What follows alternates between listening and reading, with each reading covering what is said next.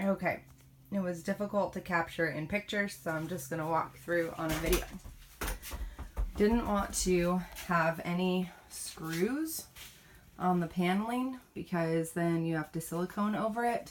So what Dad ended up doing was making a metal tray that goes around the top, and there's one for each wall, and this back one is cut. I don't know if you can see that.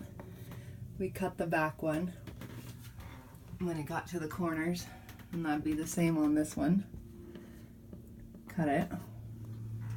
So there's a trough around the top that comes down about 1 inch to hold the paneling on there. And then around the bottom, there's an L of metal, and it comes up here about 2 inches underneath. And so then when he put the metal on the wall, we had to brace each sheet. We put up each sheet one at a time and glued it and kind of put it up underneath of that lip, and then the water will flow onto here. And then there's also siliconing just around the bottom. I don't know if you can see, but we siliconed this seam and then siliconed this seam a little bit, and then siliconed all of the corners. So that's how we ended up finishing ours without having to do any screws. It was a garden tub, so RV specific concerns. It was a garden tub before we put the shower pan, so the garden tub used to come up, you know, a couple of feet there, and then it had a shower door. So now we're trying to figure out the shower door. What he got for that was a couple of metal end caps that they're bent here. They're not flat. I don't know if you can see that. They have a slight bend right here, and then right here. And he took it to someone's shop that he knew could, I think the term he used was could shear a piece of metal for him. So that's not something you can buy in the store, but if you have sheet metal tools to work with, or if you know someone who works with sheet metal, then you could have them do that for the ends. And I don't know how we're going to trim that bottom in yet, but I'm sure he has an idea. We bought a door because it's the RV size door and only fits, I think a 28 is the biggest door that it's going to fit. So I bought one that goes 27 to 29, and I ended up choosing the rain glass. It's a textured glass in rain.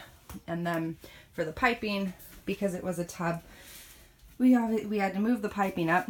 The highest we could get it, because the sink is there on the back side, is we were able to raise it up to 44. The standard shower is 48, so it's pretty close. And then it's external piping. Some people have pictures of making them out of copper, but the fabrication for the shower was enough. We didn't need to fabricate this. And he was really picky about not having a box here. He didn't want a box around it. So the way that he put the pipes into the wall, I guess, removed concern for a box. I'm not sure. But essentially the less he had to do.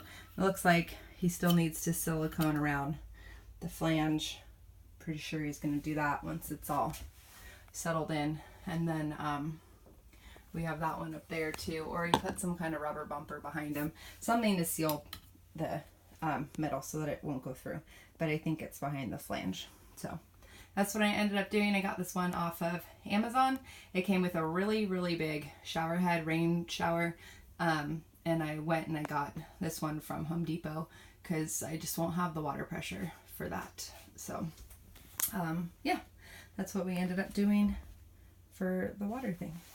Hopefully that gives you all some ideas. I had a hard time finding videos on how to finish this without screwing through the corrugated metal.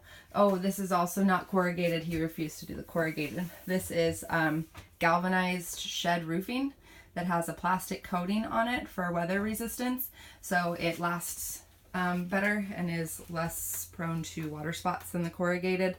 you can also, excuse me, you can also order it in different colors. So yeah, I hope that helps some of you.